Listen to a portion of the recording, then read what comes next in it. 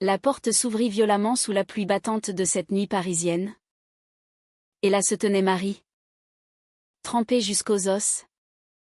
Les yeux rougis par les larmes. Tenant une lettre froissée dans sa main tremblante. Sophie. Figée sur le seuil de son appartement haussmannien. Sentit son monde basculer quand Marie balbutia, « C'est ta mère qui m'a forcée à partir. Elle a tout découvert et menacé de ruiner ma carrière si je ne te quittais pas. » Le choc la traversa comme un éclair, transformant l'amour qu'elle croyait éternel en un gouffre de doute et de rage. Car ce n'était pas seulement une trahison familiale, mais le début d'une tempête qui allait ébranler chaque pilier de sa vie. Sophie recula d'un pas, le cœur battant à tout rompre. Elle avait toujours su que sa relation avec Marie était un secret fragile, caché derrière les façades polies de sa vie professionnelle et familiale. Avocate respectée dans un cabinet du quartier des affaires, elle naviguait entre plaidoiries acharnées et dîners mondains, où l'apparence primait surtout. Marie, elle, était l'opposé, une peintre émergente, libre et imprévisible, dont les toiles abstraites capturaient les tourments de l'âme avec une intensité qui avait captivé Sophie dès leur première rencontre dans une galerie de Montmartre. 2 ans plus tôt. Ce soir-là, sous les gouttes qui ruisselaient du manteau de Marie, Sophie l'invita à entrer, refermant la porte sur le tumulte extérieur. L'appartement, avec ses meubles design et ses étagères remplies de livres de droit, semblait soudain trop étroit pour contenir l'ouragan qui s'annonçait. « Raconte-moi tout », murmura Sophie, sa voix ferme masquant la panique qui montait en elle. Marie s'effondra sur le canapé, ses cheveux noirs collés à son visage pâle, et déroula le fil des événements.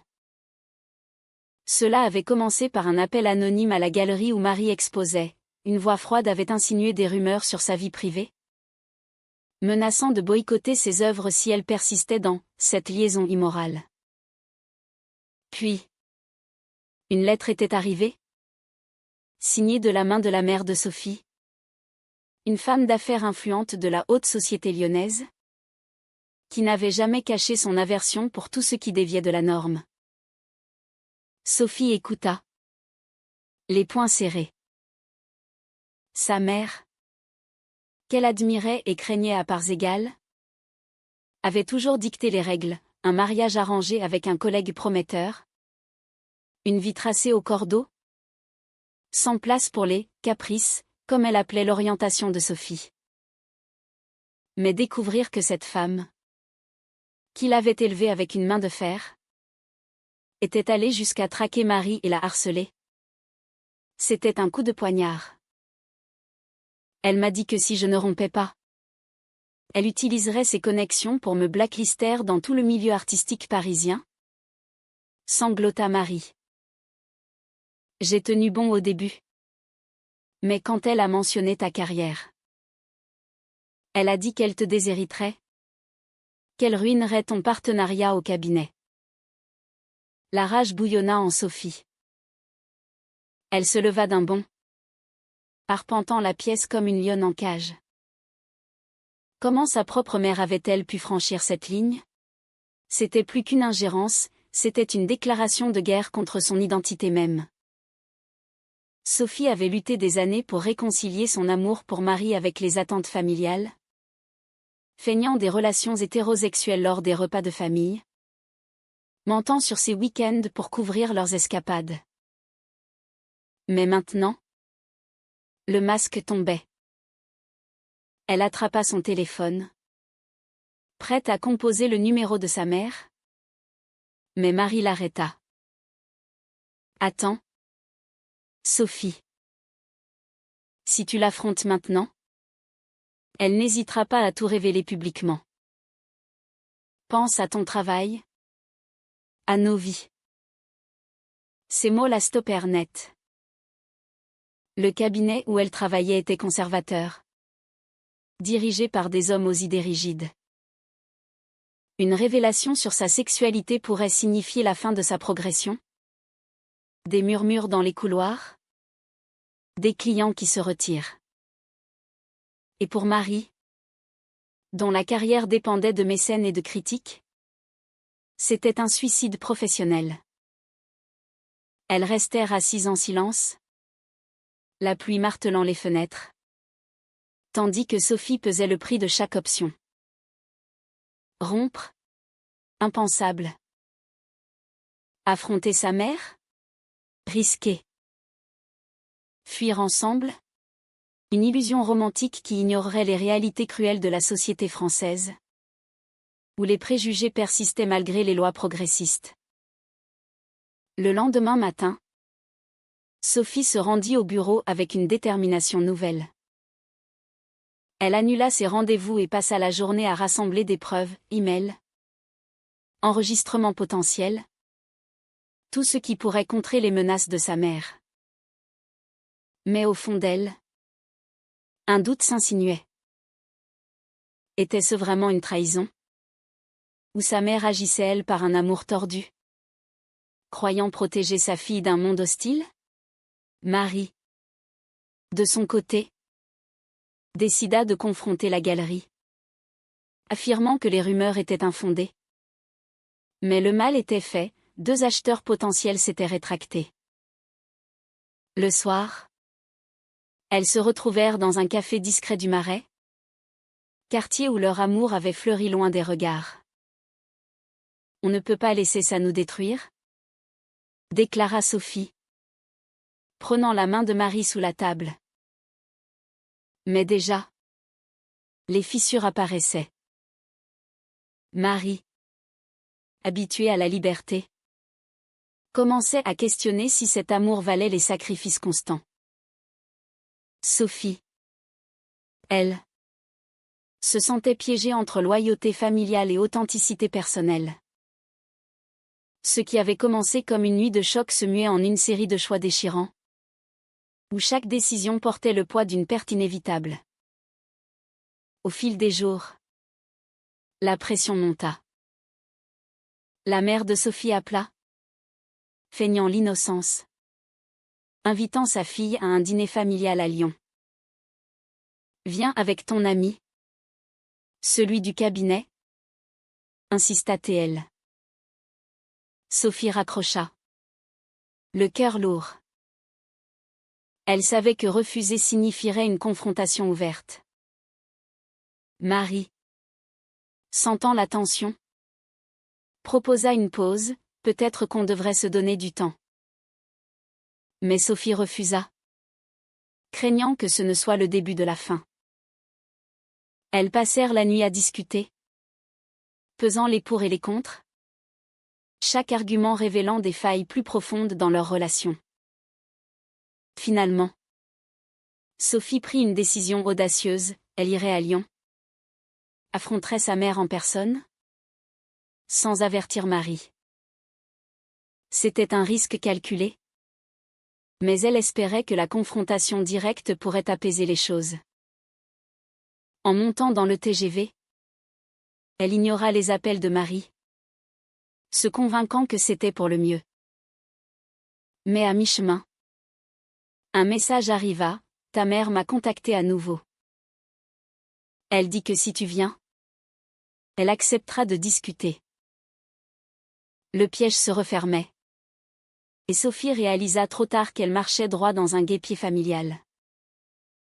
Arrivée à Lyon, Sophie descendit du train sous un ciel gris, le poids de l'appréhension pesant sur ses épaules.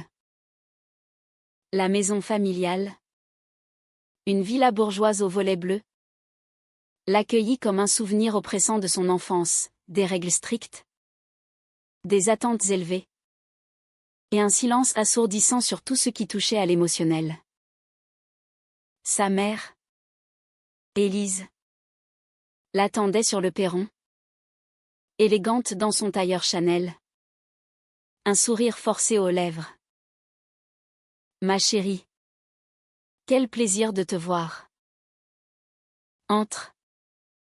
Ton père est au salon. » Le dîner commença dans une atmosphère tendue, avec des banalités sur le travail et la météo. Le père de Sophie, un retraité taciturne, hochait la tête sans mot dire. Puis, inévitablement, Élise aborda le sujet. J'ai entendu des rumeurs sur toi et cette artiste. Sophie. Tu sais que je ne tolérerai pas ça. Notre famille a une réputation à préserver. Sophie posa sa fourchette, les yeux flamboyants. Maman. C'est ma vie. Marie n'est pas une rumeur, c'est l'amour de ma vie. Et tes menaces? C'est du chantage pur et simple. Élise feignit la surprise. Des menaces? Je protège ma fille. Dans notre milieu, une telle liaison te fermerait des portes. Pense à ton avenir. À un mariage stable. Des enfants. Cette phase passera. Le mot « phase » frappa Sophie comme une gifle. Elle se leva. La voix tremblante. Ce n'est pas une phase. Maman. C'est qui je suis. Et si tu continues? Tu me perdras pour de bon. Le père intervint enfin. Assieds-toi. Sophie. Ta mère a raison. La société n'est pas prête. La soirée dégénéra en dispute acharnée. Élise révéla avoir engagé un détective pour suivre Marie, justifiant cela par son « inquiétude ». Sophie, horrifiée, quitta la table en claquant la porte. Dans sa chambre d'enfance, elle appela Marie, qui répondit d'une voix lasse. Comment ça s'est passé? Sophie raconta tout, omettant le doute qui la rongeait. Et si sa mère avait raison sur les conséquences sociales? Marie, sentant l'hésitation, s'emporta. Tu doutes de nous maintenant? Après tout ça? De retour à Paris, Sophie trouva Marie distante. Elles passèrent des jours à naviguer entre silence et reproches. Marie, pour se protéger, annula une exposition, craignant les retombées. Sophie, au bureau, surpris des regards en coin, des rumeurs circulaient déjà. Un collègue, ami de la famille, l'avertit, attention. Sophie, ton partenariat est en jeu. La pression sociale se faisait sentir, amis qui s'éloignaient, invitations qui se raréfiaient. Puis vint la trahison inattendue. Marie, acculée, accepta un contrat à l'étranger, à Berlin, pour une résidence artistique. C'est temporaire, assura-t-elle à Sophie. Mais celle-ci y vit une fuite. Tu me laisses affronter ça seule, cria-t-elle. Marie rétorqua, et toi? Tu as affronté ta mère sans moi. On se déchire à cause d'eux.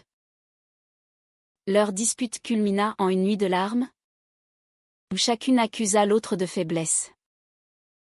Sophie, seule dans son appartement, remit en question tout. Était-ce l'amour qui les unissait? Ou simplement la rébellion contre les normes? Elle décida de consulter une thérapeute, spécialisée dans les questions LGBT, qui l'aida à explorer ses conflits internes. Vous payez le prix de l'authenticité, dit la thérapeute. Mais est-ce que ça en vaut la peine? Sophie réfléchit, pesant le bonheur fugace contre la stabilité perdue. Entre-temps, Élise envoya une lettre d'ultimatum, choisis ta famille ou cette vie de déviance. Sophie la déchira. Mais le mal était fait.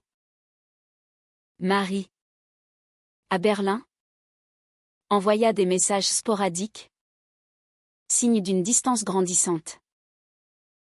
Sophie, pour contre-attaquer, contacta un réseau d'avocats pro-LGBT, envisageant une action légale contre le harcèlement.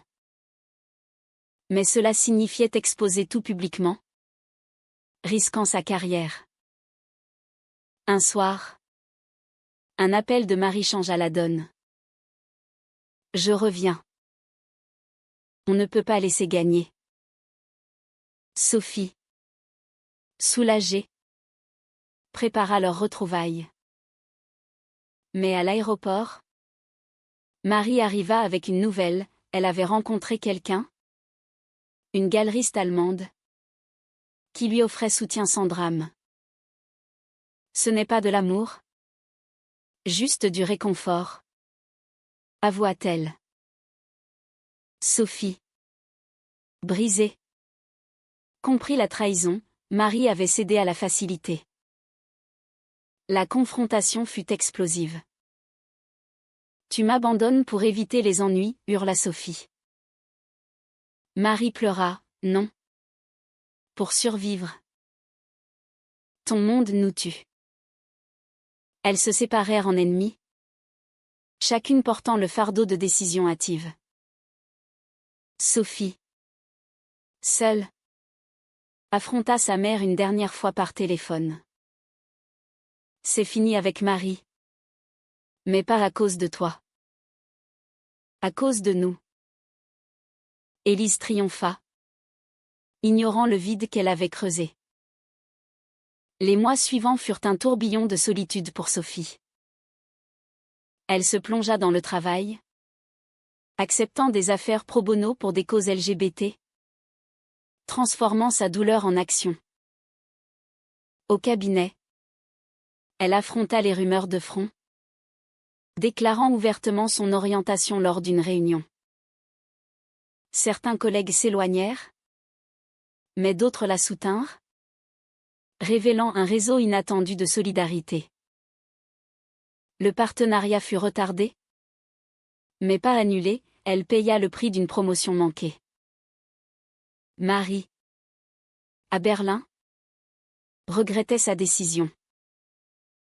La galeriste s'avéra manipulatrice, utilisant Marie pour sa propre gloire. Elle contacta Sophie. Suppliante, j'ai fait une erreur. Reviens-moi. Mais Sophie, endurcie, refusa. Tu as choisi la facilité. Maintenant, assume. Ce rejet marqua Marie profondément, la poussant à explorer ses propres démons, une enfance marquée par l'abandon, qui la rendait fuyarde face au conflit. Élise, sentant la victoire amère, tenta une réconciliation. Elle invita Sophie à Lyon pour Noël. Oublions le passé, dit-elle. Sophie accepta. Mais avec des conditions, pas de mensonges, pas d'ingérence. Le dîner fut tendu. Avec des révélations, Élise avoua avoir agi par peur. Influencée par son éducation catholique stricte.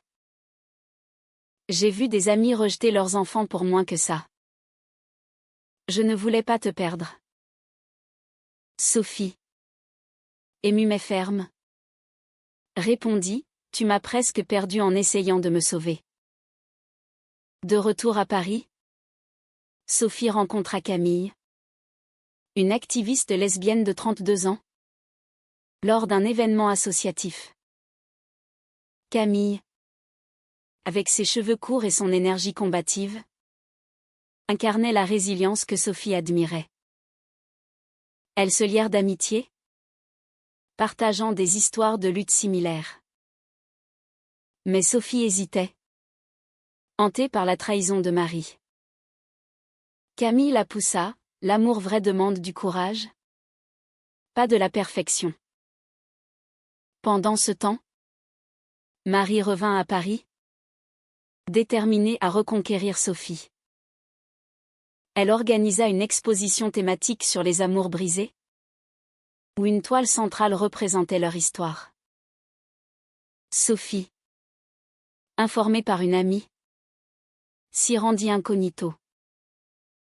Voir son portrait stylisé, entouré de symboles de chaînes brisées, la bouleversa. Marie l'aperçut et l'approcha.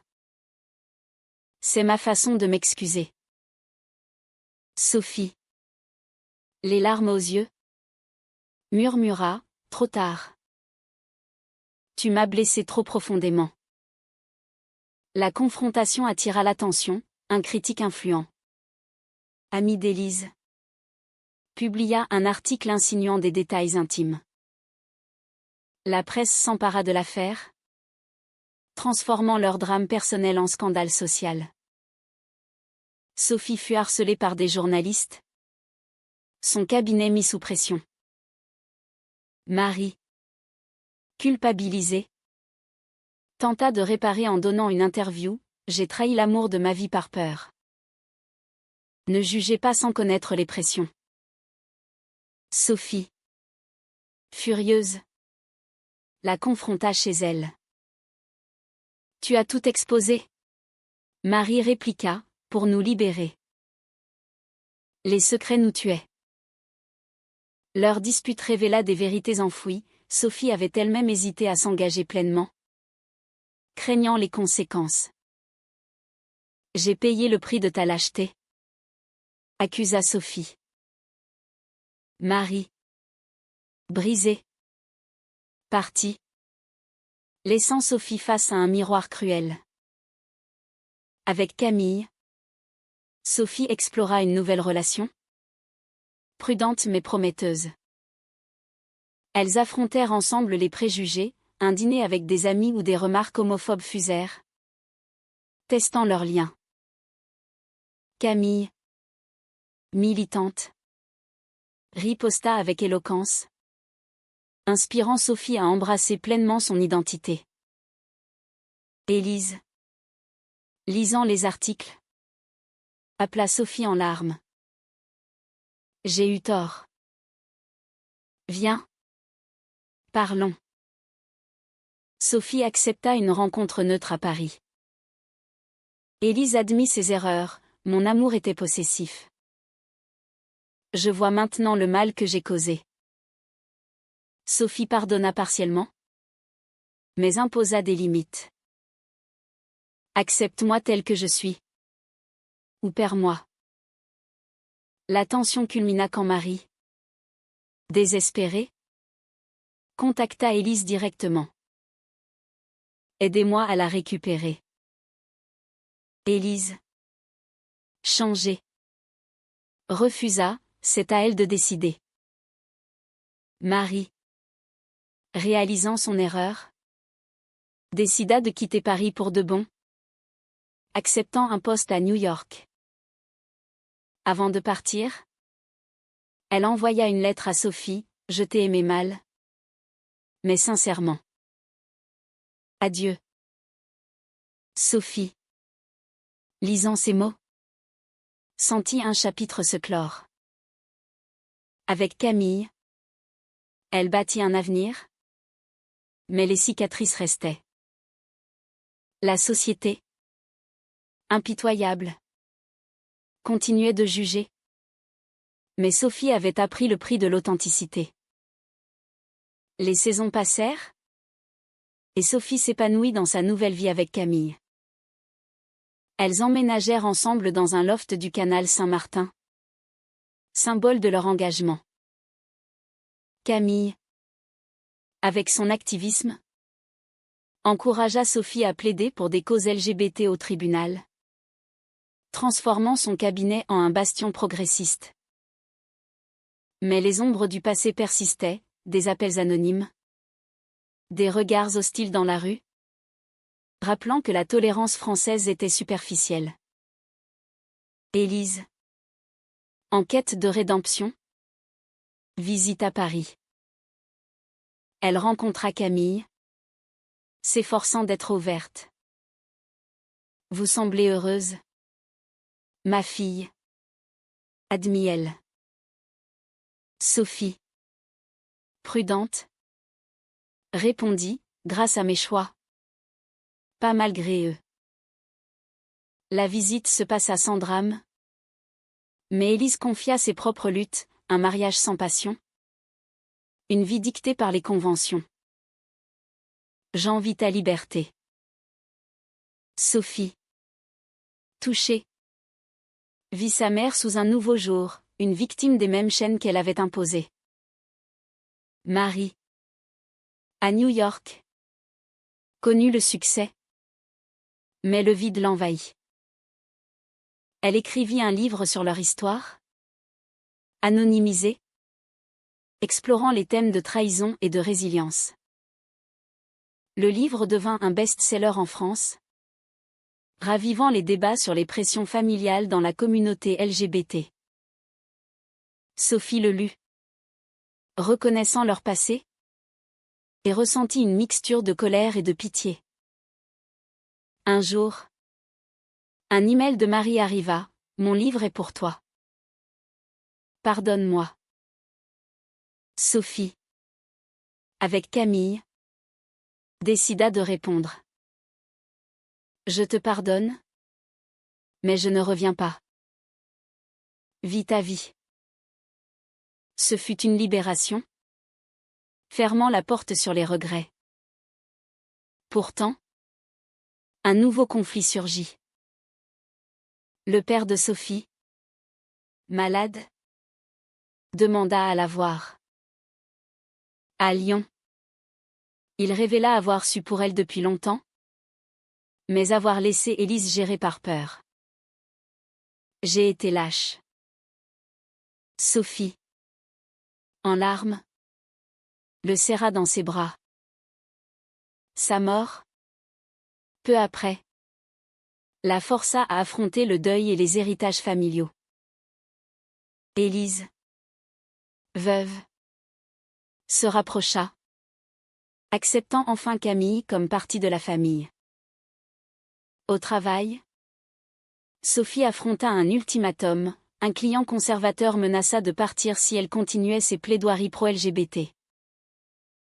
Elle choisit ses principes, perdant le contrat mais gagnant le respect de ses pairs. Camille, fière, organisa une fête surprise pour célébrer sa force.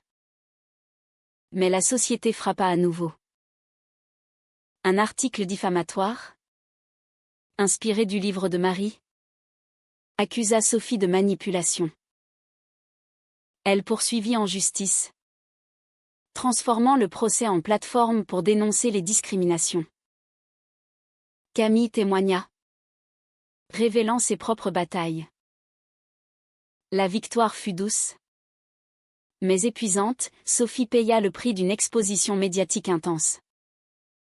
Marie, apprenant cela, envoya un don anonyme à une association LGBT.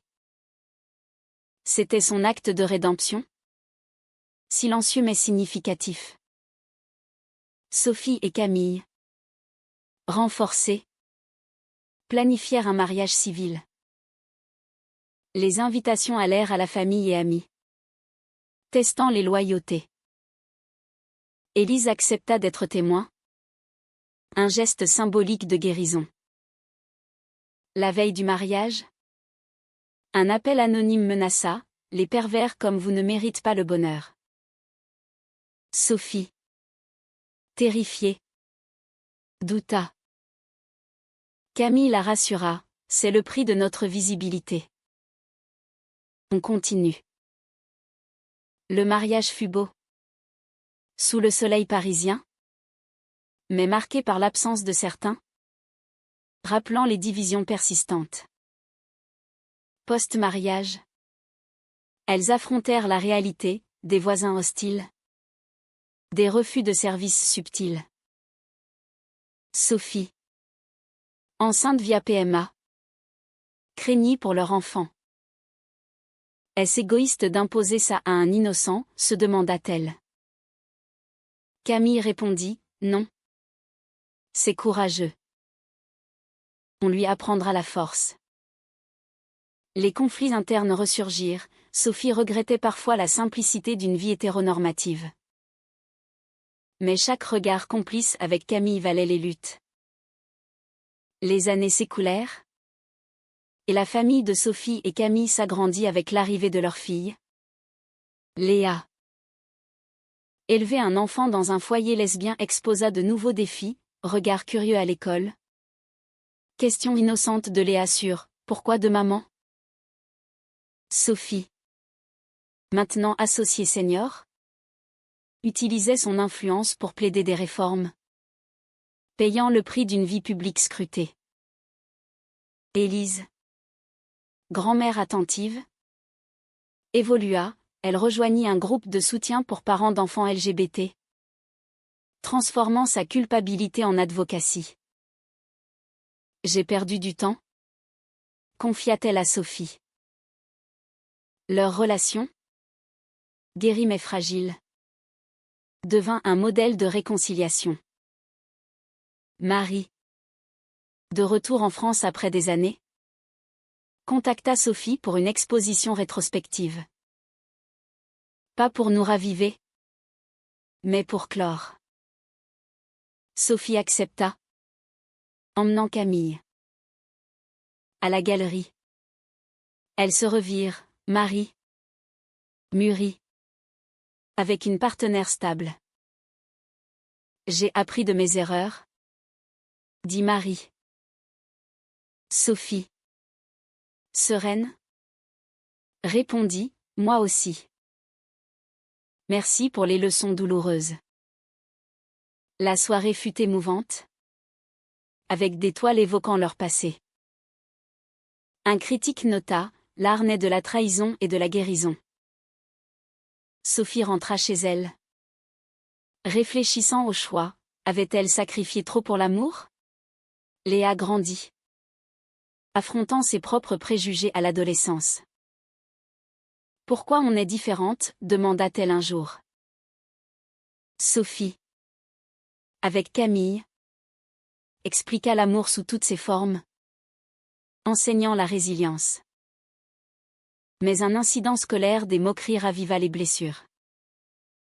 Sophie confronta l'école, gagnant une politique anti-discrimination, mais au prix d'une exposition familiale. Camille, promue dans son association, voyagea souvent, testant leurs liens. Une fois, une tentation surgit, une collègue flirta. Camille résista, mais confia à Sophie, j'ai failli. Par fatigue. Sophie, rappelant Marie, pardonna, on est humaine. Restons vigilantes. La société évoluait lentement, loi plus inclusive, mais backlash conservateur. Sophie, invitée à un débat télévisé, défendit les familles comme la sienne, subissant des attaques en ligne. Le prix? Des nuits blanches. Mais aussi des messages de soutien de jeunes LGBT. Élise, âgée, décéda paisiblement, laissant un héritage mixte, une lettre d'excuse finale. Sophie pleura, réalisant que la trahison initiale avait catalysé sa croissance. Avec Camille, elles célébrèrent leurs 10 ans, renouvelant leurs vœux. Léa, fière, prononça un discours, vous m'avez appris que l'amour vrai coûte cher, mais vaut tout. Pourtant, Sophie se questionnait encore, dans un monde hostile, valait-il mieux se conformer ou se battre? La réponse restait ambiguë. Chaque victoire entachée de pertes. Et vous, lecteur, pensez-vous que trahir ses convictions pour survivre est justifiable? Ou est-ce toujours une erreur impardonnable?